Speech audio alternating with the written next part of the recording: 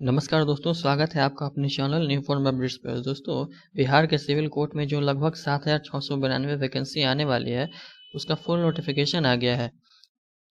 और चारों पोस्ट जो हैं, जिसमें से क्लर्क हैं, court reader cum deposition writer हैं, प्यून हैं और स्टेनोग्राफर है, सबकी अलग अलग नोटिफिकेशन आई है और सबकी अलग अलग नोटिफिकेशन पब्लिश की गई है। इसलिए आपकी सुविधा के लिए, ताकि आपको देखने में आसानी हो और वीडियो लंबा भी ना हो, इसलिए मैंने क्या किया है, सभी का अलग अलग वीडियो बनाया है। इससे पहले मैंने क्लर्क के भी बनाए हैं और कोर्ट रीडर के भी, प्यून के भी। तो दोस्तों, इस वीडियो में हम बात करेंगे court reader cum deposition writer की वैकेंसी की। उसमें क्या क्या है, क्वालिफिकेशन क्या है, कितनी एजुकेशन क्वालिफिकेशन मांगी गई है, फ़ी कितना है और सब कुछ टोटल चीज़। तो दोस्तों, अब हम आ गए हैं यहाँ पर ऑफिशियल नोटिफिकेशन जो court reader cum deposition writer की जारी की गई है, उसके ऑफिशियल नोटिफिकेशन पर हम आ गए हैं। एम्प्लॉयमेंट नोटिस नंबर आप देख सकते हैं 3/2022 है। उसके बाद नेक्स्ट में दोस्तों यहाँ पर कहा गया है कितनी वैकेंसी है, तो 1132 वैकेंसी है टोटल। नेक्स्ट में दोस्तों यहाँ पर कहा गया है लेवल 4 की वैकेंसी है और यहाँ पर 25,500 से 81,100 प्लस अदर अलाउंस भी मिलेगा। नेक्स्ट में दोस्तों यहाँ पर कहा गया है कि आपका फॉर्म भरना है कहाँ पर, कौन सी वेबसाइट है, तो यही है। नेक्स्ट में दोस्तों यहाँ पर है ओपनिंग डेट कब है, 20/9/2022। उसके बाद लास्ट डेट कब है, 20 अक्टूबर 2022 11:59 रात्रि तक। नेक्स्ट में दोस्तों यहाँ पर क्वालिफिकेशन में क्या क्या मांगा गया है, तो यहाँ पर बैचलर डिग्री मांगी गई है आपका। साथ साथ इसमें मांगा गया है candidate must have certificate of English and Hindi typing. आपका सर्टिफिकेट होना चाहिए इंग्लिश और हिंदी टाइपिंग में, issued by an institute recognised by central and state university. कहा गया है कि किसी भी सेंट्रल या स्टेट यूनिवर्सिटी से जारी किया गया आपका certificate of English and Hindi typing होना चाहिए। विदाउट इसके आप नहीं अप्लाई कर सकते हैं। नॉलेज, उसके बाद नेक्स्ट में फोर्थ में मांगा गया है knowledge of computer typing. Computer typing का भी नॉलेज जो है वो एसेंशियल है, एकदम ज़रूरी है। नेक्स्ट में दोस्तों यहाँ पर है मेडिकली फिट होना चाहिए और मॉरल कैरेक्टर अच्छा होना चाहिए, अच्छे आचरण का व्यक्ति होना चाहिए, ये बताया गया है। नेक्स्ट में दोस्तों यहाँ पर कहा गया है कीप अ प्रिंट आउट आपको रख लेना है, जो आप अप्लाई करेंगे फॉर्म उसका प्रिंट आउट रख लेना है, अदर्स डॉक्यूमेंट भी रख लेना है। इसकी ज़रूरत कब पड़ेगी, eight the time of interview के समय इसकी ज़रूरत पड़ेगी। नेक्स्ट में दोस्तों यहाँ पर कहा गया है कि आपको एक यहाँ पर दिया गया है, देख सकते हैं, ये डिक्लेरेशन है। इस डिक्लेरेशन को आपको लिखना है और इसके अलावा आप हिंदी में भी लिख सकते हैं, हिंदी का भी डिक्लेरेशन यहाँ पर दिया गया है। कह रहा है कि इस डिक्लेरेशन को आपको ब्लैक इंक से लिखना है वाइट शीट के पेपर पर और ऑनलाइन अप्लाई करते समय इसको अपलोड करना है। नेक्स्ट में दोस्तों यहाँ पर है कलर फोटोग्राफ की बात की है और सिग्नेचर आपका कैसा होना चाहिए, ब्लैक इंक से होना चाहिए सिग्नेचर आपका। नेक्स्ट में दोस्तों यहाँ पर है registration. After filling up the registration necessary details a candidate will have to press the submit button. कह रहा है कि सभी नेसेसरी डिटेल्स को डालने के बाद आपको सबमिट बटन्स को प्रेस करना है। उसके बाद रजिस्ट्रेशन नंबर एक क्या है, जनरेट होगा। Thereafter candidate will have to make payment online. उसके बाद कैंडिडेट को जो है ऑनलाइन पेमेंट करनी है। उसके बाद बैंक रेफरेंस नंबर दिया जाएगा जिसको आपको सेव करके रख लेना है, प्रिंट आउट निकाल लेना है। नेक्स्ट में दोस्तों यहाँ पर है कैटेगरी, एज लिमिट की बात की गई है। कैटेगरी वाइज है यहाँ पर अनरिजर्व मेल की एज लिमिट कितनी है, दोस्तों मैं आपको बता दूँ सभी की मिनिमम एज जो है वो 21 ही मांगी गई है, सभी की टोटल की। यहाँ पर चलते हैं, यहाँ पर अनरिजर्व मेल कैंडिडेट की कितनी मांगी गई है, maximum age 37। Unreserve female candidate 40। उसके बाद backward class and extremely backward class male candidate की कितनी मांगी गई है, तो 40 लास्ट एज है। उसके बाद unreserved backward class and extremely backward class यानी EBC फीमेल कैंडिडेट की कितनी होनी चाहिए, तो लास्ट 40 होनी चाहिए। Schedule caste and schedule tribe की मेल और फीमेल की लास्ट 42 होनी चाहिए। नेक्स्ट में आगे चलते हैं दोस्तों, यहाँ पर रिजर्वेशन की बात की गई है। रिजर्वेशन में कहा गया है कि रिजर्वेशन का लाभ जो है बेनिफिट उन्हीं को मिलेगा जो बिहार के अस्थायी निवासी हैं। उसके बाद नेक्स्ट में यहाँ पर कहा गया है certificate of permanent domicile of Bihar is to be furnished by the candidate at the time of interview. कह रहा है कि जो परमानेंट आप बिहार के निवासी हैं उसका सर्टिफिकेट आपको लाना है कहाँ पर, इंटरव्यू के समय, along with all other certificate, सभी सर्टिफिकेट के साथ इसको भी लेके जाना है। नेक्स्ट में चलते हैं दोस्तों, यहाँ पर जनरल कंडीशंस कुछ हैं, उनके बारे में जिक्र किया गया है। गवर्नमेंट या पब्लिक सेक्टर के जो जितने भी एम्प्लॉय हैं उनको एनओसी सर्टिफिकेट लेना होगा और field at the time of online application, उनको भरते समय ये देना होगा। नेक्स्ट में दोस्तों यहाँ पर कहा जा रहा है कि कोई भी कैंडिडेट जिनके ऊपर क्रिमिनल केस हो, पेंडिंग हो या कन्विक्टेड हो, उनको क्या है, फॉर्म भरना नहीं होगा, क्योंकि ये उनका फॉर्म कैंसिल कर दिया जाएगा। नेक्स्ट में दोस्तों आगे बताया गया है canvassing in any form of shall disqualify the candidate. उसके बाद नेक्स्ट में यहाँ पर है candidate shall not be paid any TA, मतलब किसी तरह का ट्रैवल अलाउंस आपको नहीं दिया जाएगा attending test and interview, test और इंटरव्यू में शामिल होने के लिए किसी तरह कोई पैसा नहीं दिया जाएगा। नेक्स्ट में जो डॉक्यूमेंट्स जो है, कौन कौन डॉक्यूमेंट्स इसेंशियल हैं, Aadhaar card, voter ID card, PAN card and any other card issued by government authority. Next में है certificate of computer proficiency, computer प्रवीणता का आपका सर्टिफिकेट होना चाहिए, आपके ऊपर भी इसका जिक्र किया गया है। नेक्स्ट में है certificate of computer typing, computer typing का भी सर्टिफिकेट होना चाहिए।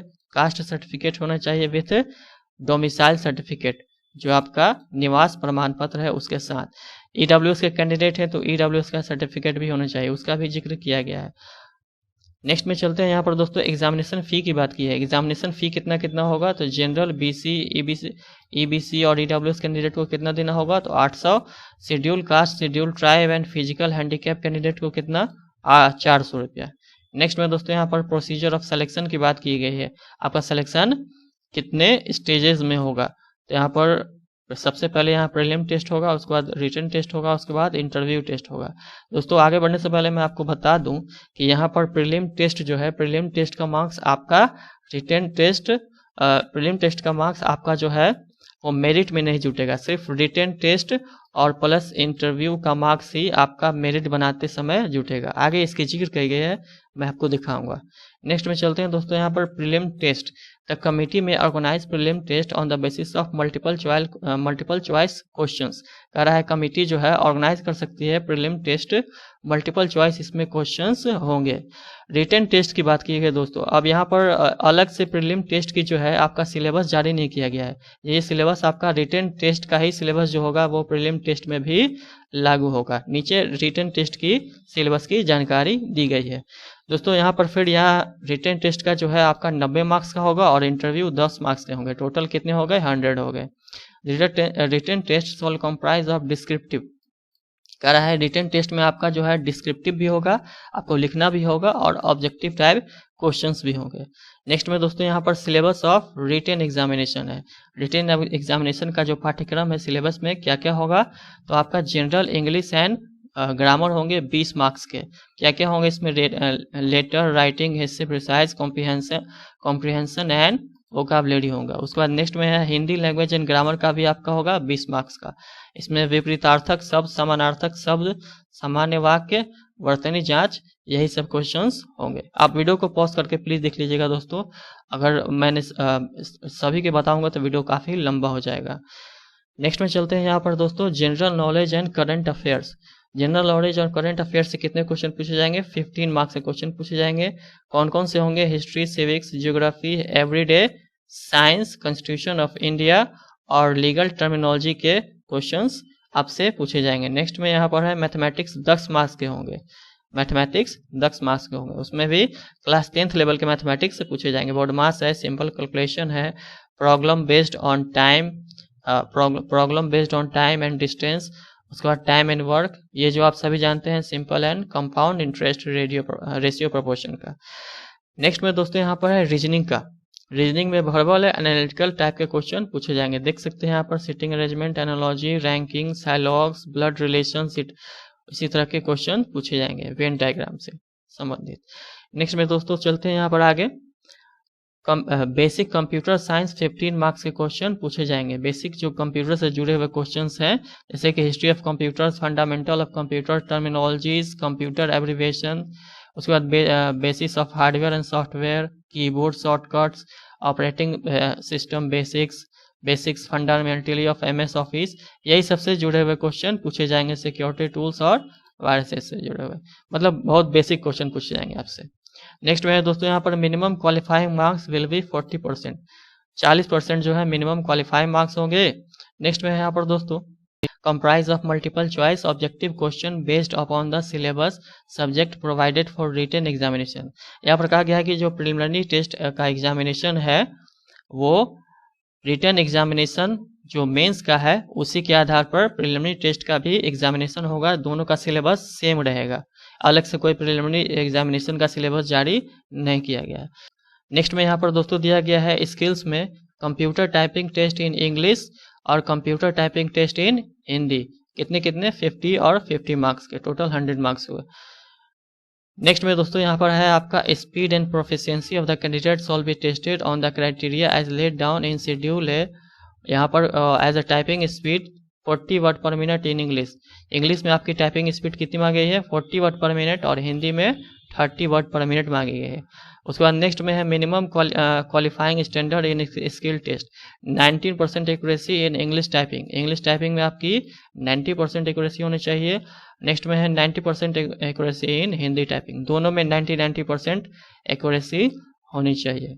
नेक्स्ट में दोस्तों यहाँ पर बात की गई marks obtained in the preliminary examination by the candidate who are declared qualified for admission to the mains examination will not be counted for determining their final order of merit। मतलब कहा जा रहा है आपका कि प्रिलिमिनरी एग्जामिनेशन का जो आपका जो टेस्ट होगा उसमें जो आपने मार्क्स अर्जित किया होगा वो आपका मेरिट बनाते समय यूज नहीं किया जाएगा, मेंस एग्जामिनेशन का आपका मेरिट बनाते समय यूज किया जाएगा। नेक्स्ट में यहाँ पर दोस्तों है marks obtained in the interview will be added to the marks obtained in the mains. मतलब मेंस एग्जामिनेशन का और इंटरव्यू का मार्क्स ही आपका मेरिट बनाते समय यूज किया जाएगा, यहाँ इसको और अच्छे से बताया गया है। नेक्स्ट में चलते हैं, यहाँ पर दोस्तों कहा जा रहा है the panel so prepare solve in 2 parts. Panel भी बनाया जाएगा, 2 पार्ट्स में पैनल होंगे। फर्स्ट पार्ट का क्या है, first part 1 comprising the total number of post to be filled for year. कह रहा है टोटल नंबर ऑफ पोस्ट जो है वो 1 साल के लिए जितने होंगे and the other known as the waiting list. मतलब वेटिंग लिस्ट भी बनाई जाएगी 20% of such vacancy in their next order of merit. Next में है such panel shall remain valid for 1 year. कहा जा रहा है कि ये पैनल जो है बनेगा वो वैलिड कितने होगा, 1 साल तक का वैलिड होगा। The candidate in the waiting list में भी इंटाइटल फॉर अपॉइंटमेंट। कह रहे वेटिंग लिस्ट में जितने कैंडिडेट है वो अपॉइंटमेंट के हकदार होंगे अगर कोई कैंडिडेट ज्वाइन नहीं करता है तो। नेक्स्ट में दोस्तों यहाँ पर कहा गया है the candidate will have to download the admit card from the website of civil court Patna. मतलब कहा जा रहा है कि कैंडिडेट को अपना एडमिट कार्ड डाउनलोड करना है सिविल कोर्ट पटना की वेबसाइट से, रजिस्ट्रेशन नंबर और जो आपको एप्लीकेशन में दिया रहेगा वो। उसके बाद नेक्स्ट में दोस्तों any corrigendum addendum to the advertisement if any. कह रहा है कि भविष्य में अगर कोई भी कॉरिंगडम या अडेंडमेंट जारी किया जाता है तो वो भी क्या है, इस एडवर्टाइजमेंट का ही पार्ट होगा। तो इस तरह से ये वीडियो समाप्त होती है। दोस्तों आपको ये वीडियो कैसी लगी court reader cum deposition writer की अपने कमेंट में ज़रूर बताइएगा। और अगर आपको वीडियो अच्छी लगी हो तो प्लीज़ चैनल को लाइक सब्सक्राइब और शेयर कीजिएगा। तो दोस्तों अभी दीजिए हमें इजाज़त, फिर मिलते हैं किसी नए वीडियो में। तब तक के लिए धन्यवाद, जय हिंद।